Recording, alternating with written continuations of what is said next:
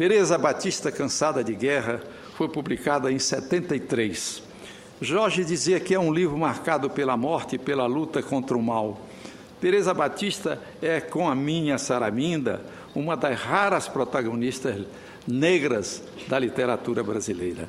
Compartilho da visão de Jorge, que dizia que tinha sobre o papel do negro no Brasil. Mais de uma vez escrevi que a África era nosso umbigo por nossa sensibilidade, nossa maneira de ver a vida e o mundo, de reagir diante dos acontecimentos, de viver com os outros, de pensar e de agir. Eu estava com Jorge em Cabo Verde e nós estávamos num palanque com Aristides Pereira, quando de repente vem aquela multidão de ramos na mão, sorrindo, tocando tambor. Aí eu disse: Jorge, vê quem vem ali. Ele disse: é a Bahia. E disse: isso mostra que da África foi que chegou a alegria brasileira. Neste ano de 73, 3 equipes filmaram simultaneamente adaptações de cinema em Salvador. Nelson Pereira dos Santos, Jubiabá, Bruno Barreto, Dona Flor e seus 2 maridos, Marcel Camus, Pastores da Noite. Jorge sempre me dizia: olha, eu não gosto de ver filme que eles fazem dos meus livros, porque não são meus livros e não são meus filmes. O livro seguinte é Tieta do Agreste, de 77. Jorge transpunha para a fronteira da Bahia com Sergipe uma batalha perdida contra a implantação de Arembepe, uma vila de pescadores ao norte de Salvador, de uma indústria de dióxido de titânio extremamente imprudente. Eu vejo com satisfação que todos estão vendo que estou quase chegando ao fim. Por outro lado, mais uma vez, mexia na estrutura do romance. Ele declara: Glauber Rocha analisou o romance mostrando que, através da polêmica entre o autor e o crítico, eu desmontava toda a estrutura do romance e mostrava seu mecanismo. Foi um prazer que me dei. Em 79, saía Farda, Fardão, Camisola de Dormir, uma fábula sobre a candidatura de um militar à Academia Brasileira de Letras. Em 81, era a vez de um pequeno relato biográfico, O Menino Grapiúna. Suas memórias começam quando, com 1 ano, testemunha um atentado contra seu pai. Ele conta: por ter tanto ouvido minha mãe contar, a cena se tornou viva e real, como se o acontecimento tivesse ficado gravado na minha memória. A mula caindo morta, meu pai banhado em sangue, me levantando do chão. É a região do Cacau, as guerras, as emboscadas na disputa da terra entre os coronéis, que volta novamente em Tocaia Grande de 84. Jorge escreveu sobre a autonomia dos personagens que reage ao que queremos fazer com eles. Natário diz: é o lugar mais bonito que existe para viver. Eu fazia Coroca responder: e para morrer? Mas imediatamente Coroca reagiu: ela não diria isso, porque seria o fim, negação de tudo. Jorge escreve uma pequena história infantil, A Bola e o Goleiro. A seguir publica, em 1988, O Sumiço da Santa, que ele dedica a mim, voltando à cidade da Bahia e às questões do sincretismo e dos preconceitos. Na narrativa da manifestação de Ansan, descreve mãe menininha, apoiando sobre os quadris e o antebraço, Oiá se estendeu aos pés da mãe meninina de Gantuá, mãe de bondade e de sabedoria, rainha das águas calmas, imensas e majestosas. Grande o bastante para acolher em seu colo os montes e vales, as tristezas, as penas, as súplicas de seus filhos e filhas e o povo da Bahia. Visitei mãe menininha com Jorge e tenho essa visão dela deitada naquela cama, aquela figura imensa com aquela saia rendada, entendeu? E o Jorge perguntando se ela queria botar búzios, e a sobrinha dela, que estava presente, disse: não, ela não bota mais búzios. Aí ela disse: não, Mãe, menininha, eu lhe penso, ponha búzios para Marli, que quer ver a senhora colocar búzios.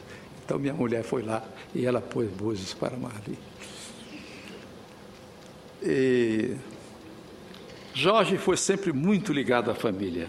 Brincava muito que Lalu, sua mãe, preferia Joelson, filho do meio, por ser médico, era pediatra. Admirava a alegria de viver do irmão, sua capacidade de se readaptar à vida quando praticamente perdeu a visão. Mas a identidade com mais moço, James, tenente, Tuna, também escritor, e em 10 anos mais moço, seu retrato idêntico foi também uma cumplicidade e uma compreensão de toda a vida, estendida por seu casamento com Luísa Ramos, filha de Graciliano, que também muito contribuiu com a revisão da obra de Jorge. De duas coisas dizia Jorge ter vaidades: ser o motivo para tornarem-se baianos duas pessoas nascidas em outras terras, Pierre Verger e Caribé.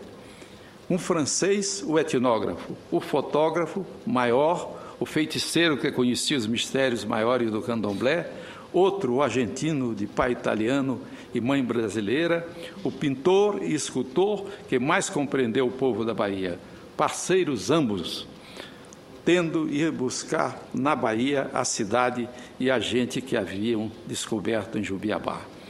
Jorge era um devoto da amizade. A ela dedicava ritos, cartas, cartões, lembranças de viagem pelo mundo, palavras de solidariedade, batalhas pela sobrevivência. Onde quer que eu chegue, tenho mesa posta e alguém que me diz uma palavra amiga. Esse o prêmio, a razão e o compromisso. Da infância, ele trouxera a parceria com o pintor e escultor Mirabeau Sampaio, adotara como irmã sua mulher Norma, personagem importante em Dona Flor. Também dos bancos escolares era a ligação com Giovanni Guimarães. Do exílio na França traziam Zélia e ele a companhia fiel e constante de Misette Nadrot, marchand de tableau, gerente por muito tempo da Galeria Bonino, onde a conhecia há mais de 50 anos e que, infelizmente, acaba de falecer, deixando grande saudade entre os amigos. Jorge guardara cumplicidade fraterna com Giocondo Dias, de quem também posso dizer que fui amigo dele, gostava muito através do Jorge Amado, a quem a mãe, a mulher e ele chamavam de Neném. Adorava como filhos João Gilberto e Glauber Rocha. Ouvia e era ouvido por mãe senhora a por mãe menininha. Deliciava-se com a mesa farta do Liveiro de Merval Chaves. Comovia-se com os quadros de José de Dome, as gravuras de Ansem Bahia, a obra de Genaro e Nair de Carvalho. Dividia os segredos do púquer com o pernambucano Paulo Loureiro, com o jornalista Odorico Tavares. O parceiro Dorival Caymmi, de É Doce Morrer no Mar, foi levado por ele para cantar para Zélia, ainda no trabalho de encantá-la. Mas acontece que eu sou baiano, mas acontece que ela não é. Parceiros também, os ilustradores de seus livros, Calazans, Floriano, Teixeira, Santa Rosa, Mário Cravo, Guelde, Poti, Ana Letícia, Clóvis Graciano, Carlos Esclia, Di Cavalcante, Aldemir Martins, Gênero Augusto. Tinha amigos através do mundo. Entre os grandes, o escritor Ilia Ehrenburg, a romancista Ana Seguer, o cantor Jorge Moutaki, o arquiteto Niemeyer, os poetas Pablo Neruda e Nicolás Guilhem, padrinhos de sua filha Paloma, e entre os homens do povo, o Obá Camafeu de Oxóssi, o capoeirista Mestre Pastinha, os pintores Cardozinho, Willis e Licídio Lopes. A vendedora de acarajés, Vitu, as cozinheiras do restaurante popular Mimi, em Lisboa, Maria de São Pedro, na Bahia o garçom Tan, no chinês de Paris, os comerciantes de Marré, tantos mais. Sou com orgulho um desta multidão, sua amizade é um marco em minha vida. Quando fui presidente, ele me ajudou a negociar com o embaixador Jorge Bolanhos o restabelecimento de relações com Cuba. Convidei-o para ser embaixador na França. Convidei Zélia a ser ministra da Cultura, ambos recusaram, mas engrandeceu 2 viagens oficiais que fiz, uma a Portugal e Cabo Verde, outra à França e à União Soviética. Aí eu testemunhei a consagração que os alunos da Universidade de Moscou lhe fizeram, as palmas intermináveis que tivemos de assistir com alegria ele ser homenageado. Pude homenageá-lo. A 2 de julho de 86, na data da independência da Bahia e do aniversário de Zélia Gattai, participei da instituição da Fundação Casa de Jorge Amado, destinada a preservar seu patrimônio, obra que entregou às mãos competentes da poeta Miriam Fraga. Na inauguração da casa, no ano seguinte, assisti às bênçãos conjuntas de Dom Timóteo Amoroso Anastácio, abade do Mosteiro de São Bento, e de Luiz Muriçoca Babalaô. Jorge dizia pela boca de Pedro Arcanjo: meu materialismo não me limita. Ninguém mais que Jorge mereceu no Brasil o Prêmio Nobel de Literatura. Que ele nunca o tenha ganho, considero uma das maiores injustiças com a literatura brasileira, mas também com o próprio Prêmio Nobel, não ter entre aqueles que ele premiou a figura de Jorge Amado, um dos maiores escritores da humanidade.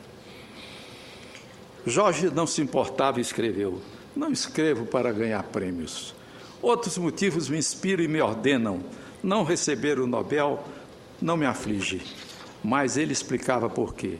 Fora secretário do Plano Mundial da Paz e o Comitê Central do Partido Soviético vetara o nome do compositor finlandês Sibelius, apresentado pelo escritor sueco Arthur Lundqvist. O sueco pusera a culpa em Jorge. Quando morreu o italiano Alberto Moravia, a imprensa italiana revelou que este, como Jorge, o grego Nikos Kazantzakis, fora vítima de Lundqvist. O mesmo aconteceu com Gran Green e Ernesto Sábato. Jorge teve boa companhia na injustiça que ele sofreu. Jorge não ligava para a formalidade. Libertava-se havia muito das vaidades, embora não das emoções. Como quando recebera das mãos de Mitterrand a distinção de comendador da região de honra na companhia de Frederico Fellini, Joris Ivens, Norman Mailer, Alberto Moravia e Yashar Kemal, e era capaz de transformar os insultos em título. Volto a citá-lo: romancista de putas e vagabundos, classifica-me como menosprezo um graúdo da crítica literária. A classificação me agrada. Passo a repeti-la para definir minha criação romanesca. Gosto da palavra, simples e límpida. Tenho horror aos termos prostituta, marafona, pejorativos, discriminatórios. Em 3 palácios de governo, relembrei que sou apenas um romancista de putas e vagabundos, colocando o acento na palavra com júbilo. No Palácio do Planalto, em Brasília, na cerimônia de criação, José Sarney, então presidente da República, da Fundação Cultural, que leva meu nome, no Palácio do Conselho de Estado, em Sófia, na Bulgária, ao receber o prêmio Dimitrov, e no Palácio de Belém, em Lisboa, quando o presidente Ramalho Eanes me retirou da condição de escritor maldito e me entregou a Ordem de Santiago, a espada. Em toda circunstância, a meu lado, as putas e vagabundos. Encerro com uma frase de Jorge Amado. Com ela, celebro seus 100 anos. Contado o conto, erguem-se os cálices, bebe-se a amizade, o sal da vida. Quero dizer que agora eu vejo entrar neste plenário e na minha imaginação os quase 10.000 personagens de Jorge Amado, todos eles junto conosco, todos eles vivos, presentes na nossa memória. E honram esta sessão, porque eles são eternos na memória do povo brasileiro, na literatura brasileira. De Jorge, eu todo dia quase repito uma frase, eu que já estou também ficando mais moço. Ele me contou que quando chegou com Neruda, e disse ao Neruda: Neruda, e fulano? Ele disse: Jorge, não pergunta por ninguém, todos já morreram. Eu também faço assim, quando chego no Maranhão ou em qualquer lugar que me perguntam, eu disse, repito como Jorge Amado: não me perguntem por ninguém, Todos já morreram, só não morreu Jorge Amado.